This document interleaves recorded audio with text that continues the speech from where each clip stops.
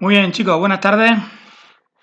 Continuamos con la segunda parte del tema 5. Recordar que en la primera parte del lunes desarrollamos la etapa Alevín, ¿de acuerdo?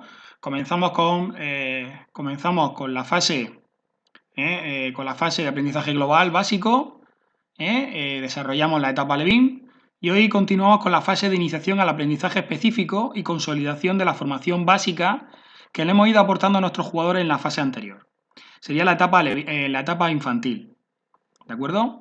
Es una etapa en la que ya incidió el anterior ponente, Juan Oliver, y con la que en función de la maduración de los jugadores podremos empezar a especializar el puesto específico en nuestros jugadores. Sobre todo, tomando como puesto específico no si juega del extremo, si juega de central, si juega de pivote, sino si es jugador de primera línea o segunda línea. Recordar que uno de los principios del juego es el movimiento del balón y el movimiento de los jugadores, hablando de circulación de jugadores, y que por lo tanto un jugador siempre ocuparía posteriormente un puesto específico, pero que luego se convertiría en un puesto secundario que tiene que saber jugar. Por lo tanto, continuamos con la polivalencia de los jugadores, pero poco a poco, en función de la maduración, lo iremos especializando en diferentes puestos dentro de la misma línea.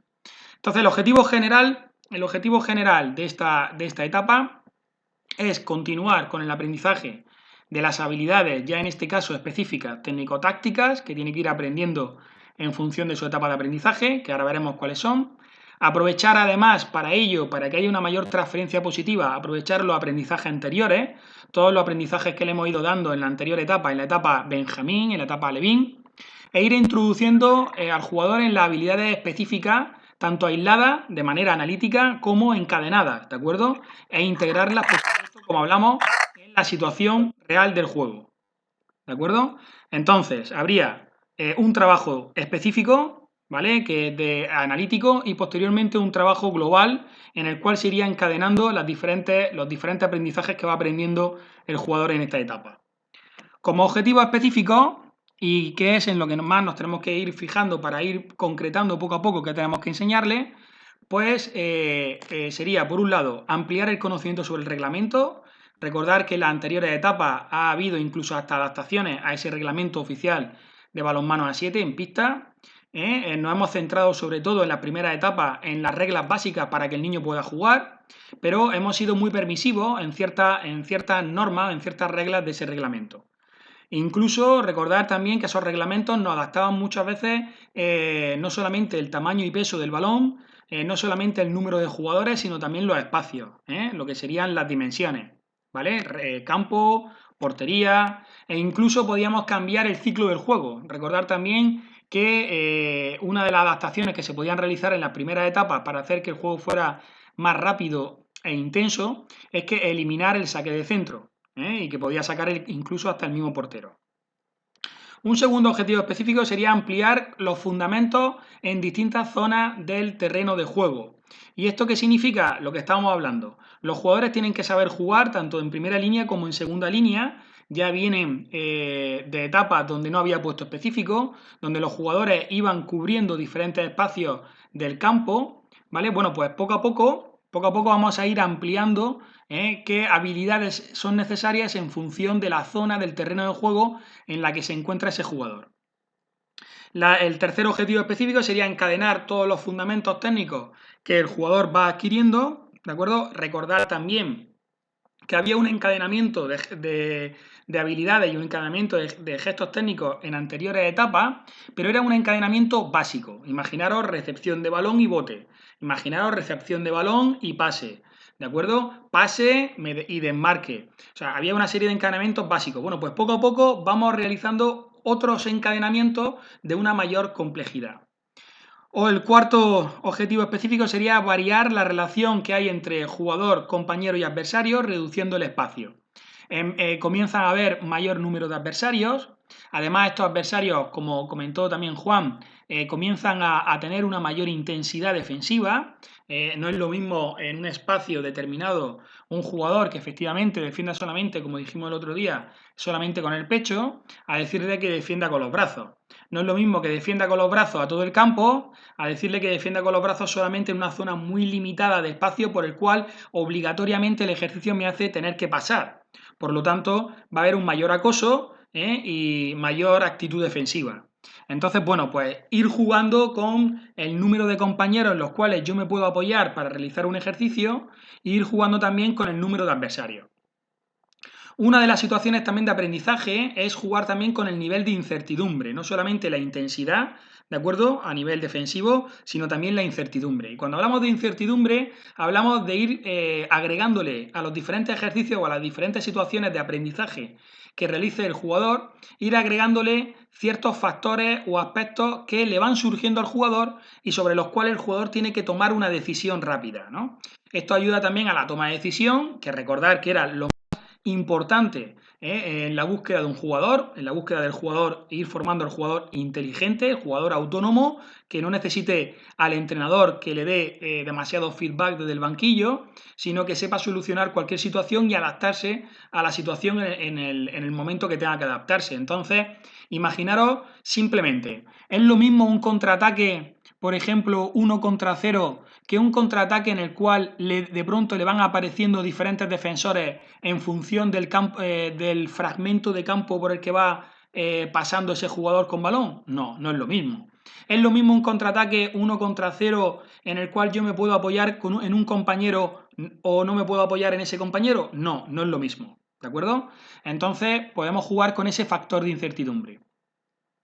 Hay un trabajo muy significativo que yo no sé si lo habéis realizado en algún momento para trabajar, por ejemplo, el contraataque, donde se colocan diferentes colchonetas, quitamiedos gruesos, se van colocando quitamiedos a lo largo del campo, ¿de acuerdo? Esos quitamiedos son puertas por las que les puede o no entrar adversarios al jugador que va haciendo el recorrido del contraataque.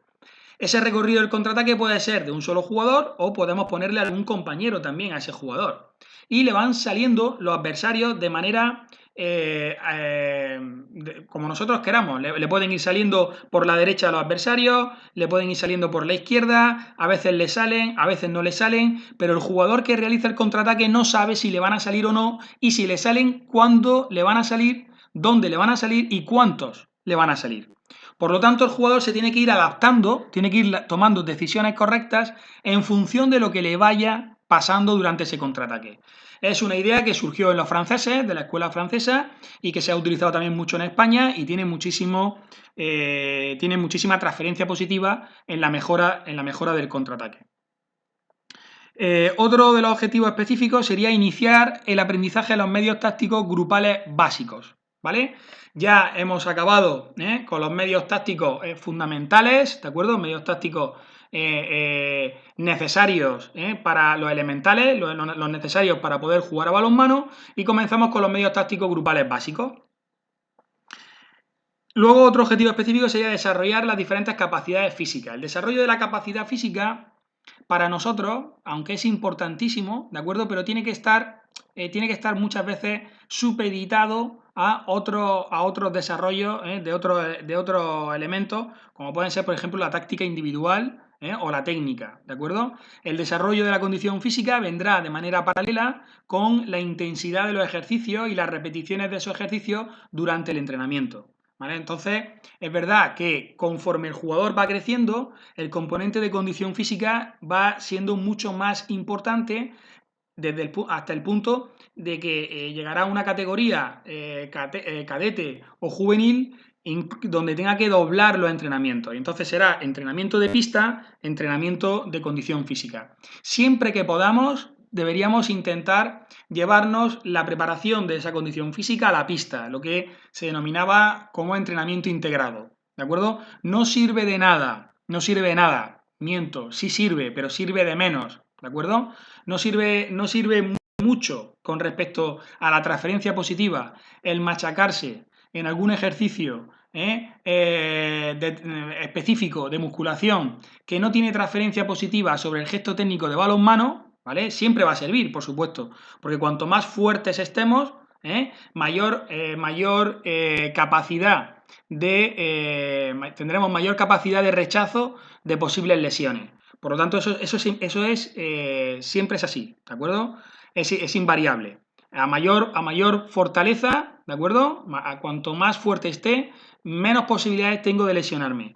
Pero también es verdad que tenemos que intentar realizar una preparación física lo más específica y lo más real a lo que luego me voy a encontrar en la competición, ¿vale? Ejemplo. ¿Sirve de mucho el realizar pases o lanzamientos con balón medicinal sin contacto físico? Bueno, con ese balón medicinal está clarísimo que yo voy a fortalecer la articulación, voy a fortalecer la musculatura, por lo tanto voy a ganar fuerza, voy a ganar potencia de lanzamiento. Pero, ¿cuántos lanzamientos realizo yo a lo largo de un partido sin contacto previo? Poco, ¿verdad? Pues entonces tendré que realizar ese fortalecimiento, ¿de acuerdo? Siempre con un contacto previo, para que sea lo más real posible a la competición, ¿vale? Bien, y otro de los objetivos específicos sería competir siempre manteniendo la estructura de equipo. A ser posible, significa que a ser posible intentemos hacer ejercicios que sean lo menos individuales y analíticos posibles, ¿de acuerdo? Que siempre estemos en una estructura que sea lo más similar y lo más semejante y con la mayor transferencia positiva sobre la competición. Y entonces a partir de aquí, la mayoría de los estudiosos y la mayoría de los profesionales del balonmano dicen que el balonmano al final se reduce a situaciones de 2 contra 2. ¿De acuerdo? Situaciones de 2 contra 2. Es cierto también que el reglamento hoy día posibilita que la mayoría de las veces, si no todas, haya una superioridad numérica en ataque sobre la defensa, ¿de acuerdo? Pero la mayoría de las veces, ¿de acuerdo? Se suceden situaciones de 2 contra 2 en el balonmano. Por lo tanto, al final tenemos que intentar que como mínimo sean situaciones de 2 contra 2. Situaciones de 1 contra 1, ¿es importante trabajarla? Por supuesto que es importante trabajarla, pero en menor número de repeticiones que a partir de las situaciones grupales de 2 contra 2. ¿Qué ideas de estrategia tendríamos que aplicar? Bueno, lo principal, principio de anchura y profundidad. Esto es importantísimo, importantísimo. El jugador tiene que tener clarísimo, si ya a esta edad en infantil todavía no tiene claro que es más fácil meter gol lanzando desde 6 que lanzando desde 15 metros, tiene un problema. ¿De acuerdo? Si el jugador no se da cuenta que es más fácil meter gol cuanto más hacia el centro del campo esté que escorado hacia la banda, tiene un problema. Entonces tenemos que intentar que se conciencien de lo importante que es buscar anchura y profundidad, no solamente para finalizar acciones de juego, sino también para fijar a sus pares y a sus impares. ¿De acuerdo? No es lo mismo marcar defendiendo en un lateral, por ejemplo. No es lo mismo marcar a un lateral que no se mueve, un lateral que permanece cerca de 9-8 metros y que no busca anchura, ¿de acuerdo? Ni busca profundidad ninguna, es fácil marcarlo, que un lateral que se te coloca en la máxima anchura pegado a la banda, donde el campo visual es totalmente muchísimo más pequeño cuando el balón está en el lado contrario, ¿de acuerdo? Hasta el punto que tengo que colocarme intentando mirar al lateral que está en la banda y al balón que está en el lado contrario, por lo tanto, ese lateral que juega más con principios de anchura-profundidad, que profundiza, que penetra, pero que luego también me juega fuera y que me va cambiando su posición a la hora de atacar, ¿de acuerdo? Crea mayor incertidumbre que el lateral que no cumple los principios de anchura y de profundidad.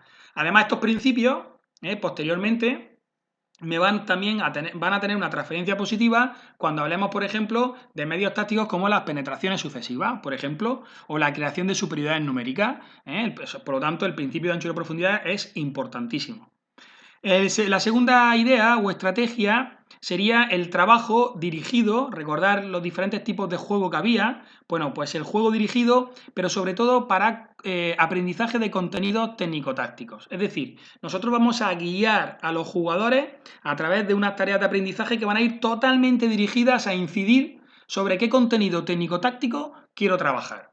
Para ello, si yo quiero trabajar un pasivá, imaginaros, medio táctico básico en ataque, si quiero trabajar el pasivá, tendré que crear yo situaciones situaciones de aprendizaje donde el jugador de por sí solo le salga de manera innata el pase, desmarque, recepción.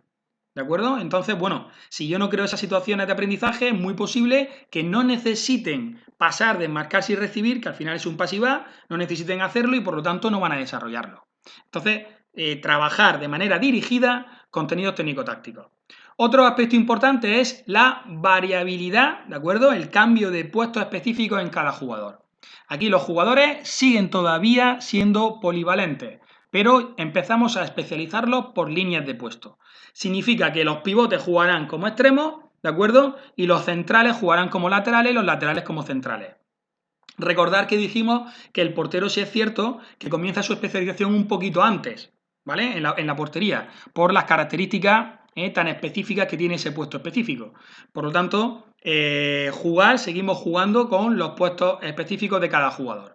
No os preocupéis si a algún jugador se le da mejor un puesto que otro, es algo normal, ¿de acuerdo? Y ellos, con la práctica, irán poco a poco ubicándose en el puesto específico en el cual ellos se vean mucho más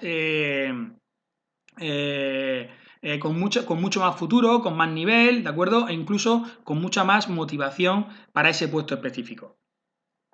Luego, otros dos grandes aspectos, uno de ellos ya lo hemos comentado, que es la creación de superioridades numéricas, pero otro es el ataque al intervalo. Van unidos, van totalmente relacionados. ¿Por qué? Porque si yo ataco al espacio libre, si yo ataco al intervalo, hay un principio que es el principio de colaboración en defensa y que por lo tanto va a hacer que dos jugadores, o al menos un jugador, vaya a defenderme.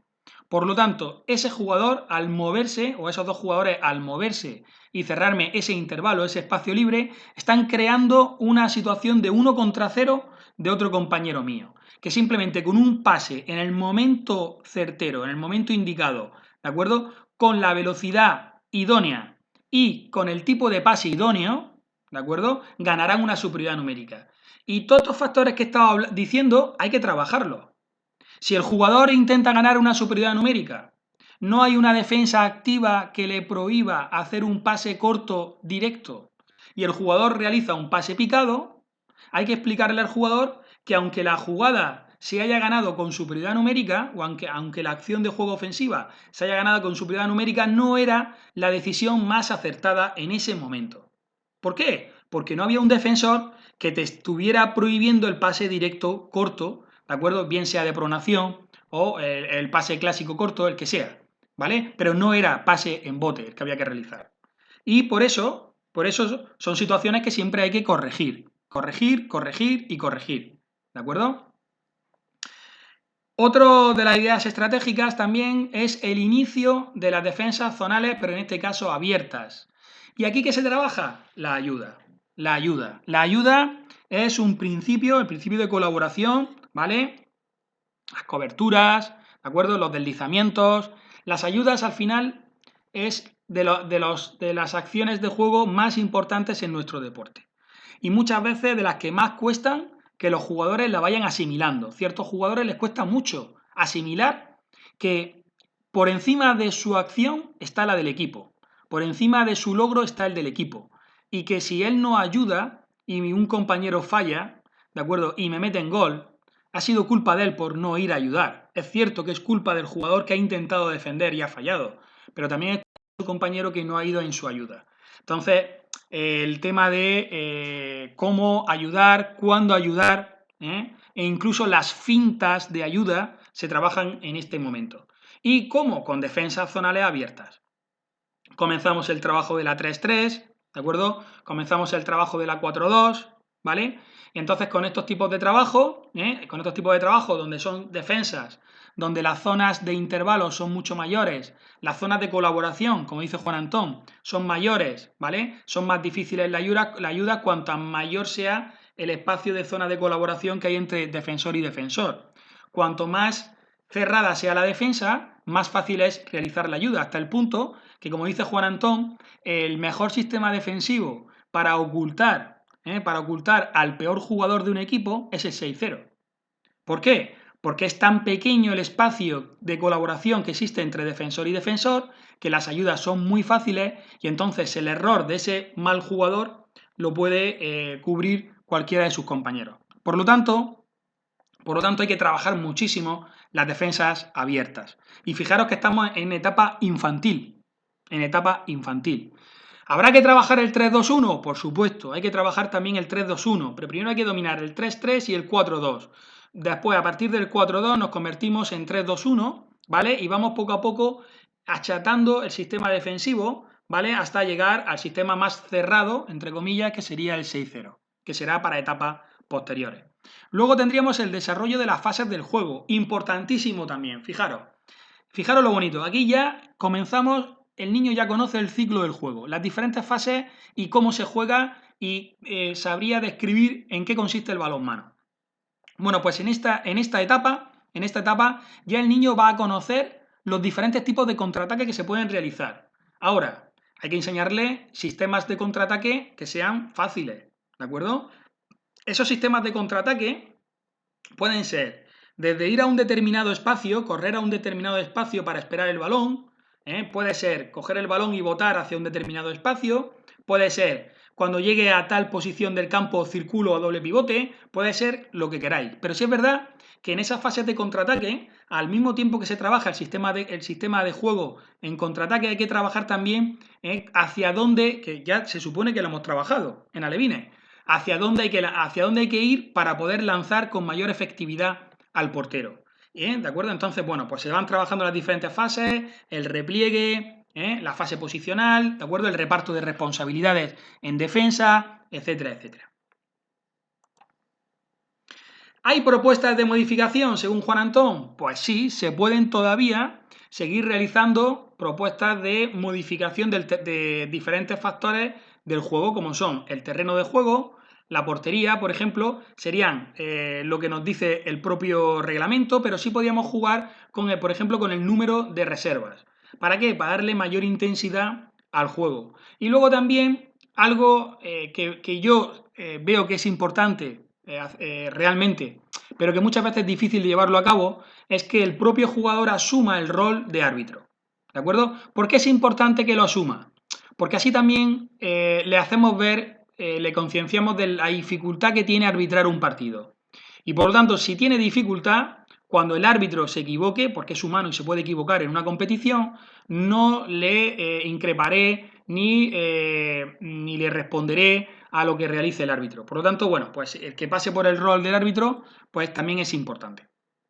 El grado de competición, amén de lo que viene en la diapositiva, comentaros que cuanto más entrenamiento haya, mejor. Si tenéis la posibilidad de que entrenen todos los días y 2 horas de entrenamiento, mejor, ¿de acuerdo? O sea, cuanto más horas de balonmano, mucho mejor para nuestros jugadores.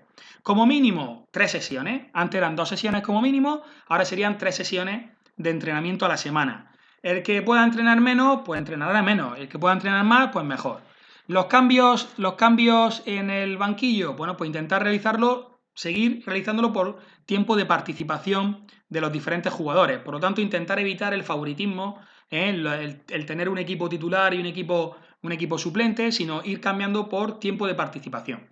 Sobre todo porque los niños cambian muchísimo de una etapa a otra y un jugador que hoy no te destaca, mañana te destaca porque ha crecido 2 palmos o ha madurado muchísimo en la habilidad. Entonces, hay que intentar seguir cambiando por tiempo de participación. Luego, favorecer los torneos, pero no solamente los internos, sino cualquier tipo de torneo competitivo. Cuanto más equipos conozca el niño, cuanto más diferentes perfiles de adversarios tenga el niño, mejor. ¿De acuerdo? Muchas veces es igual de malo jugar siempre contra equipos muy de nivel inferior que muy de nivel superior, ¿de acuerdo? O sea, hay que ir jugando e intentar buscar el equilibrio, ¿vale?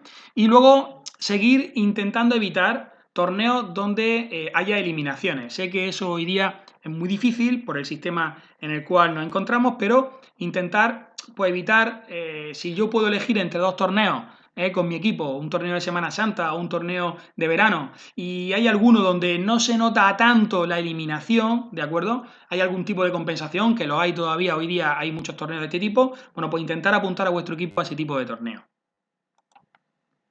Bien, ¿qué contenidos? Vamos al grano. ¿Qué contenidos técnicos tengo que trabajar en la fase ofensiva, en el ataque?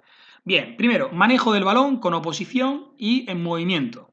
¿De acuerdo? Habilidad de manejar, saber manejar, una buena adaptación y un buen uso del balón ante un adversario, ¿de acuerdo? Con oposición y en movimiento. Desplazamientos con y sin balón con trayectorias variadas. Ir variando la trayectoria, ¿de acuerdo? De los desplazamientos con balón y sin balón. Recepción de balones tanto laterales como por detrás, ajustando muchas veces los desplazamientos y la distancia. ¿Por qué? Este tercer contenido muchas veces no se trabaja adecuadamente y luego tenemos problemas para realizar el cruce con balón, ¿de acuerdo? Y entonces al jugador o no coge el balón, o el jugador que entrega el balón lo entrega mal, hay un desajuste espaciotemporal de esa entrega del balón, y muchas veces por no trabajar este ajuste, ¿de acuerdo? El trabajo de la recepción de balón, tanto de manera lateral como por detrás. Luego, otro contenido técnico a trabajar en el ataque sería el bote de balón en espacios reducidos, además con adversarios, variabilidad de pases, todo tipo de pases, fintas de pase, finta de lanzamiento, finta de desplazamiento, ¿vale? El engaño antes del desmarque, ¿de acuerdo? Variabilidad de todo tipo de lanzamientos a portería, e incluso aquí ya se puede iniciar al lanzamiento en rectificado, por lo tanto, es, entre comillas, una tontería trabajar un lanzamiento rectificado en alevines, porque al alevín lo que hay que decirle es que lance sin oposición, ¿de acuerdo? Entonces, bueno, se va incrementando la intensidad defensiva, el adversario también aprende, ¿vale? Bueno, pues entonces se va a encontrar, conforme el niño va creciendo, se va a encontrar muchas situaciones de juego en las cuales va a tener que lanzar con un oponente delante. Por lo tanto, tiene que aprender a lanzar tanto de cadera, a la altura de la cadera, como lanzar también en rectificado, ¿vale? Y luego, bueno, pues si antes trabajábamos en alevines los encadenamientos básicos, aquí ya comenzamos a realizar encadenamientos complejos. ¿Qué quiere decir esto? Por ejemplo, el ciclo de pasos, ¿de acuerdo? Los grandísimos jugadores que hemos tenido en la historia del balonmano han dominado perfectamente el ciclo de pasos y te han realizado, por ejemplo, una finta de desplazamiento, sea la que sea, con giro o sin giro, a un paso, a dos pasos, o a tres pasos, o a ningún paso. Han sido capaces de realizar el gesto de la finta y han podido engañar al defensor, ¿vale? Incluso sin dar ningún paso. Entonces, ¿qué quiere decir esto? Que todo ese ciclo de pasos que ya se han trabajado en etapas anteriores hay que ir perfeccionándolo. En defensa. En defensa vamos a trabajar, por supuesto, la posición de base y además, ¿qué posición de base tengo que trabajar? Ya en alevines le he enseñado cuál es la posición de base equilibrada. Le he enseñado cómo se tienen que colocar, a qué anchura tienen que colocarse las piernas. Le he enseñado la dificultad o la diferencia que hay entre defender con una pierna, con las piernas asimétricas que con las piernas simétricas. Le he enseñado a desplazarse lateralmente. Le he enseñado los desplazamientos frontales, diagonales y hacia atrás, etcétera, etcétera. ¿Ahora qué voy a trabajar? Bueno, pues la posición de base alta y la posición de base baja, incluso trabajando con diferentes tipos de desplazamientos que me lo van a facilitar los sistemas defensivos zonales abiertos que voy a tener que desarrollar y además trabajar también con desequilibrio. Luego trabajaremos los desplazamientos en relación a un oponente, el marcaje en marcaje en proximidad, marcaje a distancia. Trabajaremos el quite de balón en diferentes situaciones. ¿Trabajábamos en alevín el quite de balón? Claro, había que robar el balón. Uno de los principios en defensa era recuperar el balón. ¿Cómo lo robaban los niños? Los niños pues lo roban en bote ese balón. Lo que pasa es que ahora incidimos en cuál es el momento más propicio para quitar ese balón, ¿de acuerdo? E incluso le vamos complicando las situaciones de quite de balón que antes eran mucho más fáciles, eran más simples las situaciones, con espacios más amplios, ¿de acuerdo? Entonces, bueno, pues se lo vamos complicando y van perfeccionando ese quite de balón. Luego, además, como estamos trabajando sistemas defensivos, habrá que trabajar el quite de balón en función también de la línea defensiva en la cual está defendiendo ese jugador. No es lo mismo el quite de balón de la primera línea defensiva en un 3-3 que de la segunda línea defensiva en un 3-3, ¿de acuerdo? El marcaje, el acoso es distinto, la línea de pase distinta. Otro contenido técnico a trabajar es el ataque con el cuerpo modificando las distintas orientaciones. Bien, aquí ya comenzamos, como hay una línea defensiva mucho más cercana a la línea de 6 metros, comenzamos también ya con la defensa del cuerpo a cuerpo y el ataque al cuerpo del jugador contrario. Hay que enseñarle a un niño alevín que tiene que contactar con la mano en la muñeca del jugador que va a lanzar, en la muñeca que va a lanzar el balón. Vale, muy difícil que el niño vaya justo a tocar con su mano la muñeca del jugador que está lanzando en el brazo ejecutor. Pero ya en infantiles sí empezamos ya a decirle, mira, siempre que se pueda hay que contactar, contacto previo antes del lanzamiento del jugador atacante. ¿Por qué? No porque lo diga yo, que sería lo más coherente si pensáis, sino porque la investigación, que hay investigaciones sobre este tema, nos dicen que hay un mayor número de balones parados por el portero fácilmente o un mayor número de balones fallados cuando hay un contacto físico previo al lanzamiento del balón. Y cuando hablamos de contacto físico previo no me refiero a contactar al tronco ni contactar a la cara, sino contacto a el brazo ejecutor. Luego también trabajaremos los blocajes de balón en apoyo, en salto y laterales, blocajes laterales. Bien, los blocajes, segurísimo que algún que otro niño alevín ya en esa etapa intentarán obstaculizar la trayectoria del balón, ¿de acuerdo?, con la mano, simplemente con la mano. Alguno incluso, el más maduro, llegará e intentará hacerlo con las dos manos, pero no suele ser lo habitual. Entonces ya en épocas infantiles tenemos que obligar, ¿de acuerdo?, exigir que los niños vayan a realizar el gesto de blocaje, ¿de acuerdo?, ante un lanzamiento en apoyo o un lanzamiento en salto o un lanzamiento lateral, ¿vale? ¿Qué contenidos tácticos debo de trabajar en la fase ofensiva, en el ataque? Bien, primero, relación de elementos técnicos simples con oposición activa pero de manera intensa. Relación de elementos técnicos nuevos que le hemos enseñado ahora y además incluso encadenamientos complejos con oposición semiactiva, no activa intensa, semiactiva, ¿de acuerdo? Se trabajará también el desmarque con diferentes tipos de trayectorias, el cambio de dirección en espacios reducidos. Trabajaremos la variedad de ritmos de desplazamiento, ¿de acuerdo?, en función del pase o en función del lanzamiento. Trabajaremos también las diferentes orientaciones en relación al pase que vamos a realizar. Luego trabajaremos sobre todo la unidad estructural de 2 contra 2. Trabajaremos también, comenzaremos a trabajar el juego en profundidad, balones interiores, balones hacia el pivote, ¿de acuerdo? Y el ataque al intervalo. Por lo tanto, podemos empezar aquí a trabajar ya las penetraciones sucesivas, ¿de acuerdo? El movimiento de pistón, como llama Juan Antón, penetraciones sucesivas, y además lo enlazaremos con un principio básico del balonmano que es más fácil meter gol 1 contra 0 que 1 contra 1, principio de superioridad numérica.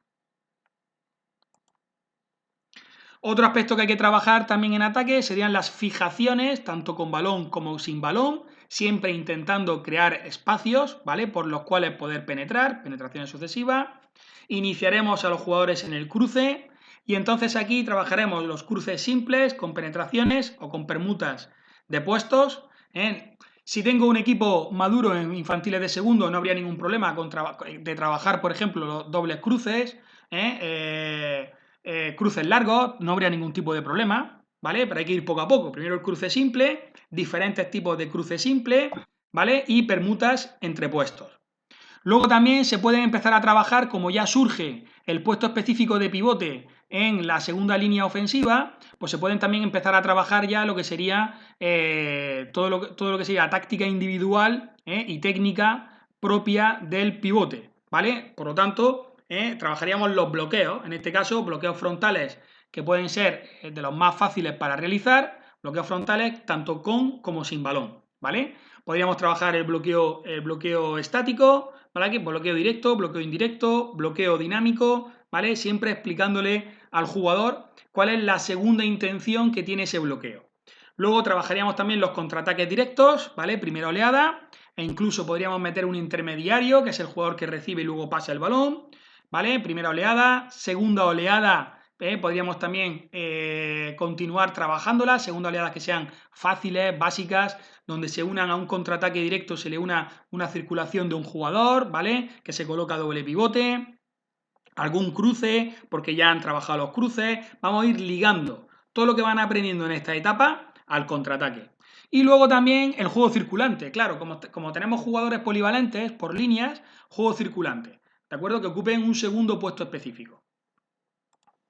A nivel defensivo, los contenidos tácticos van a ser la relación de los diferentes elementos técnicos que han ido aprendiendo en defensa, ¿de acuerdo? Pero con oposición que puede ir variando, que puede ser oposición activa, semiactiva, en inferioridad numérica, en superioridad numérica.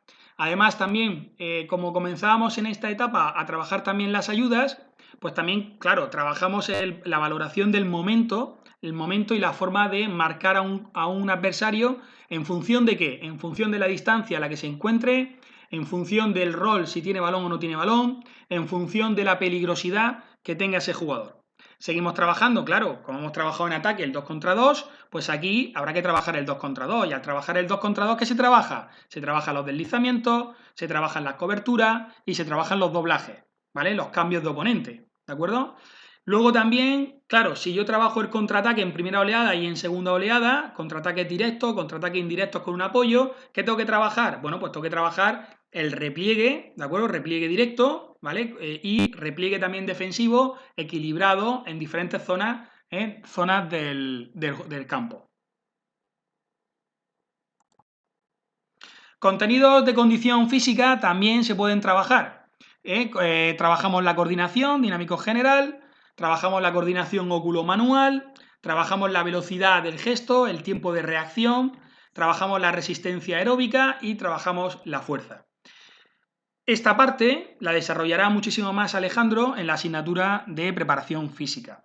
Y luego, con respecto al portero, bueno, pues el portero que ha sido especializado anteriormente, ¿de acuerdo? Que ya tiene una especialización más temprana que el resto de jugadores de campo, que, bueno, pues tendremos que trabajar la posición de base y las diferentes situaciones en la portería, ¿ante qué? Pues ante un lanzamiento con más ángulo, ante un lanzamiento con menos ángulo, ante un lanzamiento en función de la distancia, ante un lanzamiento en salto o en apoyo, ¿de acuerdo? En función del tipo de lanzamiento, tendremos que trabajar las situaciones y la posición de base en la portería. ¿Podemos empezar aquí a trabajar las fintas? Claro que sí. Aquí ya se pueden empezar a trabajar las fintas de te salgo, no te salgo, vuelvo a la línea de gol, de parece que te voy a saltar pero no te salto, las fintas en los lanzamientos de 7 metros, ¿vale? Habrá que trabajar, por supuesto, el contraataque, el pase de contraataque, pase directo, pase indirecto, y luego todos los desplazamientos asociados a posiciones y gestos de preparada, o sea, lo que sería el mantenimiento de la actividad de tensión, ¿de acuerdo? Antes de un lanzamiento, el mantenimiento de la posición de base conforme, con respecto a la posición del balón, ¿vale? Etcétera, etcétera. Por lo tanto, a modo de conclusión, esta gran etapa de iniciación, bueno, pues ya esta última etapa es una etapa de entrenamiento, ¿de acuerdo? Donde se intenta buscar que el jugador ya comprenda totalmente el juego del balonmano, que además hay un desarrollo pleno de las intenciones tácticas individuales del jugador, donde se van aumentando, yo como entrenador puedo ir aumentando la complejidad poco a poco de esas tareas, donde ya no hay un desarrollo unilateral, sino bilateral, ¿de acuerdo? De la bilateralidad, se aumenta la intensidad también, tanto de ejecución a nivel ofensivo como defensivo, se reducen los espacios en los cuales yo realizo los ejercicios que hacen que aumente el grado de complejidad de la resolución de esa tarea de aprendizaje y además también se aumenta la intensidad física para la realización de ese ejercicio y donde se van combinando diferentes acciones técnico-tácticas con y sin oposición. Y no me gustaría terminar este tema, porque vamos poco a poco pasando ya a otras temáticas, no me gustaría terminar este tema sin esta foto, ¿vale? Que la saqué un día de internet y que me gustó y la quería poner. Lo que uno ama en la infancia se queda en el corazón para siempre, ¿vale? Bueno, pues esto es lo que tendríamos nosotros que recordar para cuando realicemos las sesiones de entrenamiento, me gusta incluso más sesiones de aprendizaje de nuestro deporte con los niños, ¿de acuerdo? Que no son mayores pequeños, sino que son niños y que por lo tanto tenemos que entender cómo piensan en esas edades y por lo tanto tenemos que trabajar para que amen nuestro deporte, ¿de acuerdo? Bien, otra frase que me encanta, y que da pie al resto de los temas que vamos a ver, es la frase de Checo Spar, alguien a quien también admiro muchísimo, es: tus miedos te venden mentiras en forma de excusas. ¿Eh? Muchas veces nos ponemos excusas y más excusas porque realmente tenemos miedo a afrontar alguna situación, ¿vale? Y esto tenemos que romper esas barreras. ¿De acuerdo? No solamente aplicaros esa frase a vosotros como entrenadores, sino también aplicársela a muchos jugadores de los que tenéis que por alguna circunstancia de la vida o circunstancias de su fase de formación, ¿vale? Pues tienen miedo a realizar algún tipo de acción en algún momento dado, ¿vale? Tienen miedo a tomar responsabilidades, ¿de acuerdo? Bueno, pues intentar que no busquen esa excusa y ayudarles a vencer esa barrera que tienen.